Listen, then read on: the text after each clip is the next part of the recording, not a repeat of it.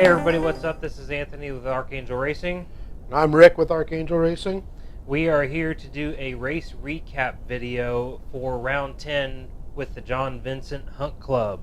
And as some of you may know, it's considered what I would consider round 7 of 8 for the side-by-side series with IXCR. And man, Rick, where do we begin? Yeah, it was a heck of a weekend. It was. We got up there Friday. You got there earlier Friday, but I got up there Friday evening. It was beautiful, beautiful drive down. My son came in to be my co-pilot. He came in from Missouri. I was excited about that. My normal co-pilot, Ben Shank, Anthony's brother, had a previous engagement, so he came down. So we decided we'd come down early and give him the great weekend. Give him the full experience and everything, and boy, did he get a full experience. Yeah, he did. He got a full experience. So, like he said, we've been getting down to the track on Friday evenings. Been trying to get down there actually even earlier than that. Man, it's almost like these race recap videos. I know this is only the second one I've done, but if I was to do one for every race this year, it would be like a broken record. Yep. Weather-wise. I mean, here we are on round 7, and we've only had 3 good weather races this year. I mean, we've had 4 extremely horrible races. If any of you were at the Lumberjack, which I can't remember, was that round 4, round 3, something like that? It was almost identical at the Hunt Club as it was at the Lumberjack. I mean, the way we got there Friday, had sun, beautiful weather, great temperatures, got to go walk the track, and everybody had fun. And then there was always a forecast for rain, but they kept pushing it back further and further. They was actually calling for a 90% chance of rain all day Friday down there at the track, and they kept pushing it back, and it never happened. We had sun and maybe a little mix of clouds all Friday night and Friday afternoon, and we had a great time. But we was like, they were still forecasting 80% chance of thunderstorms and rain on Saturday, but we were hopeful because they kept pushing everything back. So, we all had a good time Friday night, and we woke up on Saturday morning to rain. Well, we kind of knew it was a possibility, as it was the same at the Lumberjack, and we were thinking, okay, it's just a mist, and it's not too bad. So the AM quads, the amateur classes, they got to go off at 11 o'clock, and we was like, it was pretty sloppy out there. It was pretty sloppy, but it wasn't not doable. Well, no, we got up early in the morning, and me and my son started walking the track, and it was just a mist. And I said, well, let's get out, walk the track. And we were about third way through the track, and the skies just opened up. Well, to be honest with you, when you and Ian took off to go walk the track, I'm like, he's going to be sorry.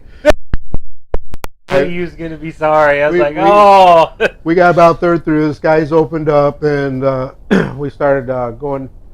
We got up through the creeks. Yeah. And then we started walking, and it just started raining harder and harder. And at that point, I was like, looking at the hills and the water rolling down. Actually, we were coming up one of the fire trails, and it was probably about 2-3 inches of water just rolling down the opposite way. I was like, that's crazy, wasn't it? Yeah, so I said, let's go back, get some dry clothes on. And I never actually knew if you and Ian walked the whole track or not. No, I never asked you. I was like, you were gone an awful long time, though. I was like, well, maybe they did make it through the whole track. No, we did. I didn't know. I said, at this point, it's going to be a survival race anyhow, so it looked like it was going to be, for the most part, very similar to what we ran last year. So and it was for the most part. For the most part, yeah. So I was like, let's head back, dry off, and just wait this out. So as we were saying a little bit ago, the AM quads got off at 11 a.m. on time, and we were hoping they was going to throw off a bunch of the mud because it's a lot of clay down south there, and I'm going to give a shout out to Brandon Monsell. He's actually running the AM quads. I'm not real sure exactly what class he's running in, but I think he's in row 5 or 6. Something like that. But he's also running the side-by-sides, and he's actually my sister's boyfriend, and they run pilot and co-pilot in their Razor in the heavy limited class, and he went out there in the AM quads, and he was struggling just a little bit.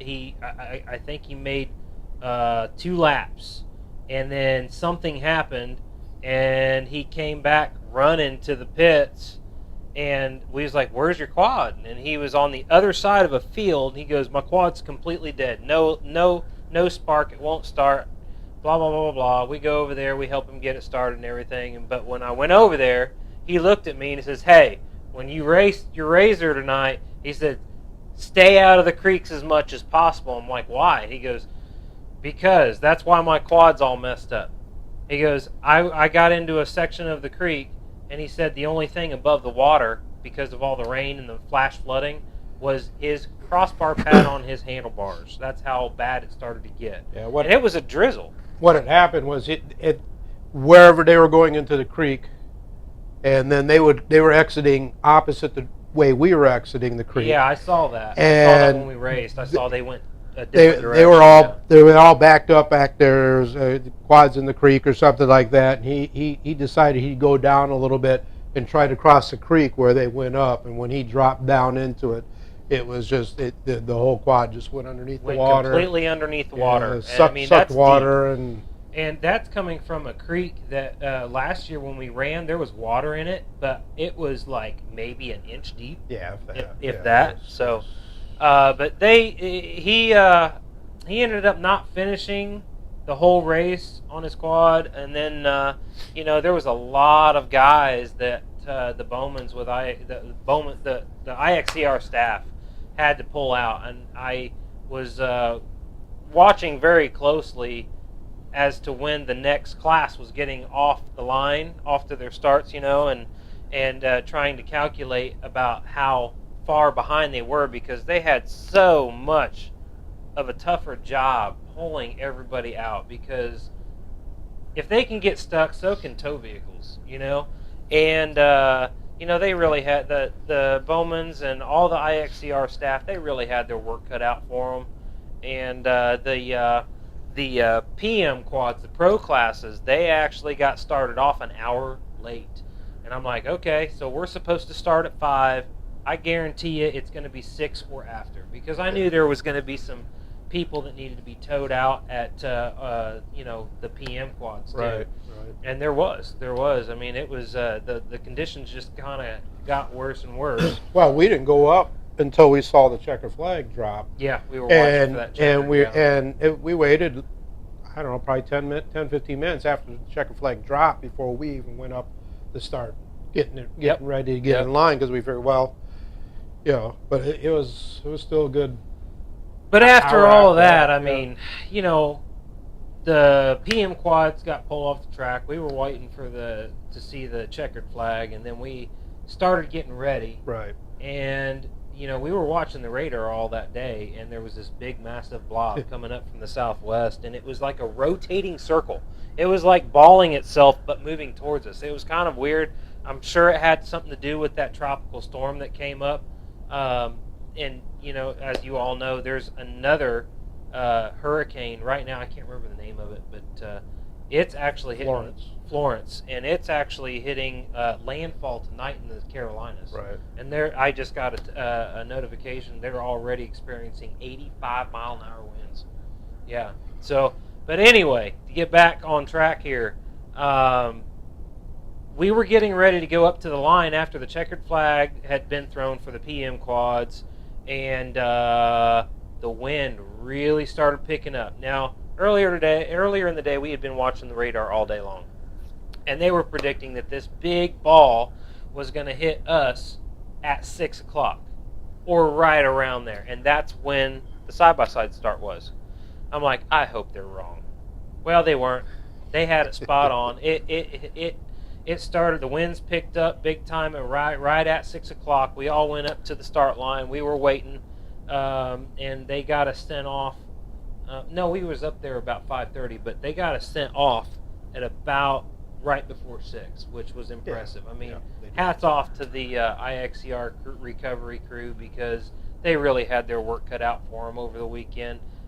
It's no different than the lumberjack. I mean, the conditions were just as bad. But anyway, front heavy pro row, they got launched off, and we got to see what that first corner was going to be like, being in the heavy limited second row. And I didn't think it looked like it was going to be too bad. I mean, they all got through it pretty clean, and so I was like, earlier in the day I had been thinking, I got two options: get out front and leave everybody behind so I could be out in front of the mud, or wait purposely to dead last and let everybody take each other out. And I didn't know how it was going to go, but after seeing that first turn, I thought, you know what, I'm just going to go for it. Yeah. And I did. And I ended up getting the whole shot, and I do believe you got a really good start. Yeah, I was right behind I me. was right behind you. Yeah, so we were wondering. It's kind of funny while we were waiting to stop. I think we're just going to hold back, and because this is going to be, last week's station type race. And I'm going to hold back. He's like, okay, this is his first race. And side by side, whatever you say. I said, okay. And of course, I can't do that. It's hard for me. It is hard to do. And so all of a sudden, we go into the corner second, and he said, I thought we were holding back. I said, as long as we're fourth into the woods, I'm fine, So, Yep. That's what ended up happening. We went into that, I think it was the third turn before we went into the woods. There was some bumping and grinding. I was getting bounced around a little bit. And you can expect that with the mud. Yeah, absolutely. I knew that was going to happen if I was anywhere near behind first. Right, exactly. And we got pushed out a little bit, but we went in fourth, into the woods fourth. So I was satisfied with that start. But it was kind of funny because in the back of my mind, I'm like, no, we're going for it, and we launched. So. Yep, and it's kind of awesome too at the same time, because we haven't been able to go 1-2 off the line into the first corner since the Badlands. Badlands first round one. That was great. Stacy Mooney got some great pictures of that one. She did. And I know that she just uploaded her pictures. I need to go look, but I'm pretty sure she got some good pictures of us doing that again. I need to go buy them. But into the woods was doing good. I was trying to put a gap behind everybody, or ahead of everybody rather. And we caught this X3 from the first pro row, and I have no idea who he was. And he's running one of these new chase bars that are red and blue lights, LED lights, man. And being that we got off the line as late as we did, man, the woods were dark. Okay, maybe it's not that bad when it's bright and sunny out, but I tell you what, dude, you can't see anything. I got behind him. He was holding me up. He was slow. He wouldn't get out of my way. And to be quite honest with you, unless it's extremely dusty conditions, I don't think anybody should be running a chase bar. That or these things just need to be outlawed, because your peripheral vision is gone. Your depth perception is gone. And I know a lot of guys are actually putting them on their cars because they've had the same experience. It goes, well, you know what? If he's going to do it, then I'm going to do it, because it'll give me an advantage to stay in front of him. Well, that's wrong. That's not real racing. That's kind of dirty racing. I don't agree with it. I used to run a couple of LED chase lights on my 800, and they were amber and white. They did not mess with your vision. The red and blue chase bars are obnoxious. They're going to cause wrecks. They're going to cause people... if you can't see where you're going, you're going to make mistakes, and you're going to hit trees and destroy your cars, and I don't think they should be allowed. We've never had them before. I've seen them popping up this year. I think they should be absolutely banned. Well, some of the other series require chase bars. Yeah, like Torque Series, but they're racing out in the middle of the open. Sure. Yeah, but really the red and blues is the big issue because that's the depth perception colors. Being former law enforcement, that's why emergency vehicles have the red and blue because it helps with perception. But anyhow, yeah, I mean it was dark in there, and we got all piled up back there. It actually caused me to make a bad move to get around that X3, and I was behind Brandon, and we went to the left, and then there was another speaking of a section where there was a big backup and it forked. Right, forked. It forked. So we went around one way, you went the other way. We got stuck behind another pro class that was hung up on a log, and then we were backing up, and I was getting impatient, but I was trying to remain calm because last time I got impatient, I blew a transmission. Yeah, so, you don't want to do that. So again. I didn't want to do that again. So $1,200 a race is too expensive. But anyhow, so we ended up getting around them, and then when we were heading down into the creek, it backed up again, and I decided I was going to go left, as we're coming down, but that hill was slick as snot, and as I turned left, the car just sort of caught. I don't know if I slick. I don't know if I caught some shale or what. Down that hill sideways, and we got hung up on a log and almost tipped. We were like this, so we had to winch ourselves out while everybody else cleared. Yeah, I was actually, even though I had a bad decision trying to get around that X3, I still made my own line to get around everybody, and I still stayed ahead of you. Oh yeah. And I got down that hill and I was gone, and by that time, I was behind Mitch, and we actually got through the creek section, came up out of it and everything, and then we had the pro hill. And the pro hill, I was so close behind Mitch, I was trying to stay as close as possible because I figured the closer I am to him, the less that I'm going to be able to get roosted with his mud. Trying to stay within 10 feet of him or so, it was going to hit my car, not me. I was wrong.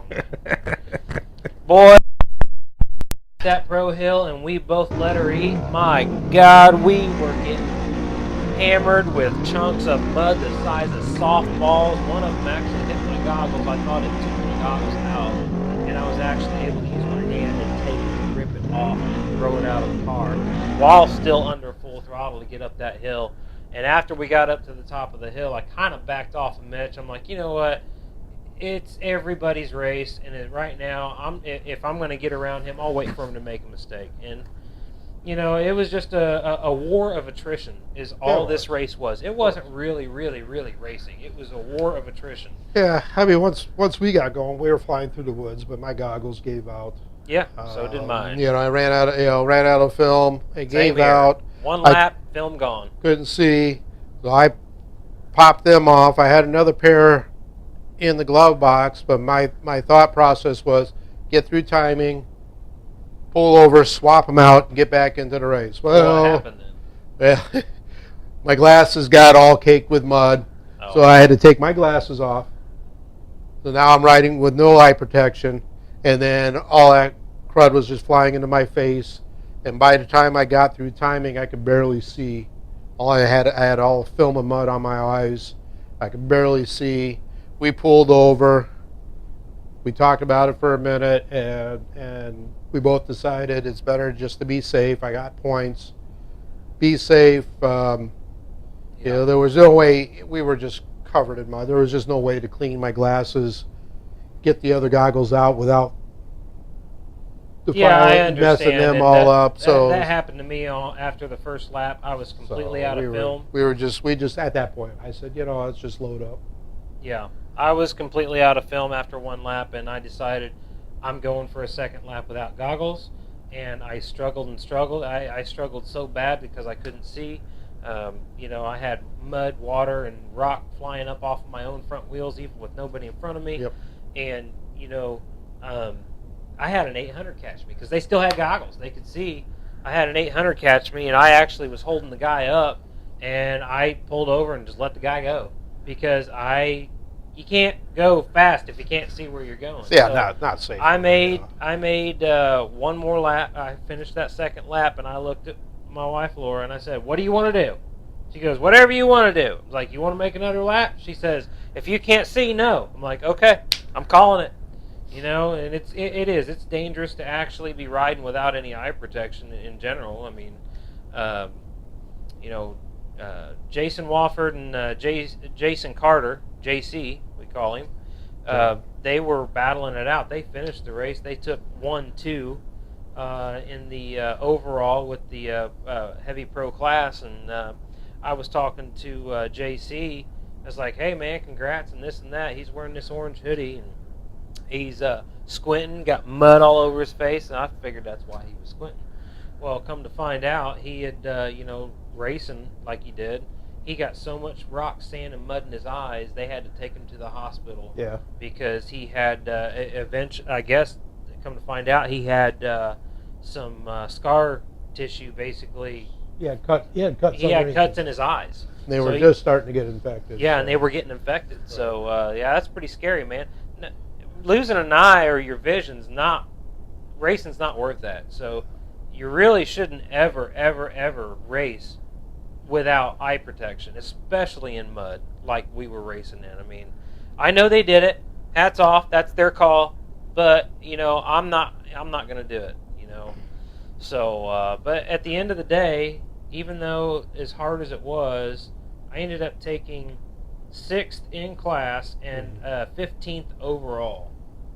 So, and I do believe you ended up what, 8th? 8th and 17th. And 17, yeah, right. 8th and 17th. So, considering all the circumstances, it wasn't that bad. So. No, I mean, we still got our points, and you know. Yeah, I mean, we moved up. We moved up. And we did. We did move up. So yeah, I we mean, moved up. But before I need to probably cut this short because I know this video is probably getting pretty long. But we can't go without thanking our sponsors. Absolutely. I have to give a huge shout out to 100%. Their goggles, their forecast system, they're great, man. I mean, it's the biggest roll-off system. It's 45 millimeter film. It's the biggest roll-off system you can buy, and it works great. And I don't care what brand you buy. There's only so much roll in a film, and that's the only thing that held us back, as we went through an entire roll of film in one race, or one lap. I'm sorry. That'd be my only request: bigger canisters. Yeah. Well, I don't know. That stuff might be getting pretty bulky at that point, but I mean, that what we raced in. But was they worked normal circumstances. Yeah, no, they worked great until the film ran out. They did. And then got to give a shout out to GBC tires, man. GBC tires on our cars performed stellar. We never really got any cuts or anything this race, even though it was muddy, rocky, and everything. And we went up some pretty big pro hills. And I'll tell you what, those things, even with a river of water coming down these hills, they still pulled us up those hills. Oh yeah. There was no doubt about it. They hooked up well. Yeah, and again, I have to thank Stacy Mundi. I was, on my first lap, I seen her out on the track on the sidelines, out in her big rain gear with her I think it's like a plastic trash bag or something that she covers her camera with. Well, it's actually a bag that's designed for that. Okay, yeah. I seen her out there, and she's out there in the mud and muck and rain. She's a trooper. She's out there getting pictures of everybody, and we really thank you for getting out there and getting these awesome pictures of us and everybody else out there. And then Part Shark, they've done a great job at getting us our parts this year. They've really helped us out this year. And it's been a tough year for Archangel Racing. I'm not going to lie. It's been a really rough year. We had a lot of obstacles to overcome. As a matter of fact, we're down to 2 drivers instead of 3 right now due to some new build issues, motor issues, clutch issues, whatnot. But thank God we've got my motor issues ironed out. Yep. Your car's doing great. Got to thank Zebros Racing. They hooked us up with some great shocks for these S cars. And, we're constantly trying to figure out how to tweak them and make them better. The S cars are just a really hard car to get to perform like these faster cars and the XPs and the X3s and all that. And we're doing our best, and they definitely have helped us out a bunch in that department. And we've still got some more little tricks up our sleeves with that. But I got to also give a huge shout out to Super Dave's. Dave, you've really helped us out. You've majorly helped out Doug Wilson. fellow team driver. He's rebuilding that 800S right now to get it back in the mix. Since he was a co-pilot, for Bruce Barnum for the entire season that he was here. And after that went away, he decided to get back into it with his 800. And we really thank you for helping him out and helping us out with everything that you do every year. You're awesome and amazing. And those bushings are yes, by far the best bushings I've ever seen. I've got a season and a half on some, and every time I look at them, they're still good. Right. I think I have one corner that's actually starting to damage. I got to take it apart, actually. Yeah, the only time mine never got damaged was because the suspension, or the suspension got damaged. Yeah. Stuff. But other than that, I mean, you took your whole front end out with the tree, so that's behind one of those red and blue chase cars. Yes, it was. It was, which we need to ban. We need to ban them.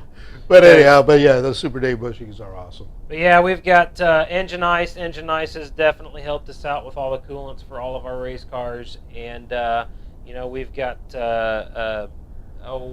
Fly Racing with all of our jerseys and our helmets and gear there. And gloves and all that stuff. And, then Bikeman. Bikeman Performance. I mean, sure. Gosh, those guys have just really stepped up to help us with our clutching. And engine build. And engine figuring build. out what our problems are. Yeah, if we've got a problem, we can just call them, man. They're great people to deal with. Good guys, knowledgeable. Yeah. Yep. And we've got Slick Products, and we've got GoPro. GoPro's majorly helped us out the past 3 years with some discounts on stuff so we can get more cameras on the cars. And I'm hoping to be able to do more with them. We've got Rugged Radios. Yeah, it's kind of an entry-level type sponsorship with them, but they've helped us out, and we do love the intercom systems instead of having to scream at the top of your lungs to talk to your co-pilot. Right. It's really nice. Some people like it, some people don't. It's kind of a preference thing, I guess. I like it. We can carry on a conversation while we're racing. Talk about different things, different lines, different things, try different stuff. I like it. And then we've got OMF wheels. We've been running OMF wheels on all of our cars for 3 years now, and I tell you what, they're near bulletproof. I would not ever run any other wheel other than OMF. They're damn near indestructible, pardon my language. They're really that tough. Really, I think the only thing I'm going to have to replace on them this next season is probably a couple rings. Yeah, a couple rings from rock gouges and whatnot. Yeah. So I'll tell you what, if there's any other sponsors that I am forgetting, I do apologize. But I do want to give one last shout out to the Bowmans and IXCR and all of their crew for putting on a phenomenal race series. And, they have a hard job in front of them, especially with the season that we've had with the weather.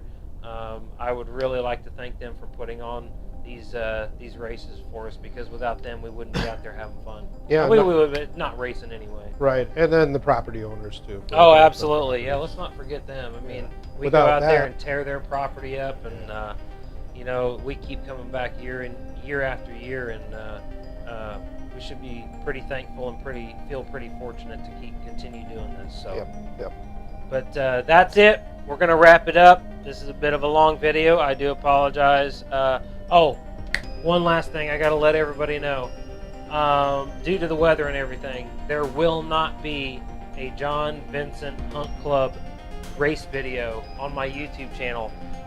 Due to the weather, I did not want to get my equipment out and take a chance on ruining it, because I do not have the money to replace a couple $1,000s worth of cameras and drones and everything else. So everybody, I do apologize. So let's all hope for awesome weather come November for the last round of IXCR, the season finale at Rock Run. Until then, thanks for watching, and we will see you later.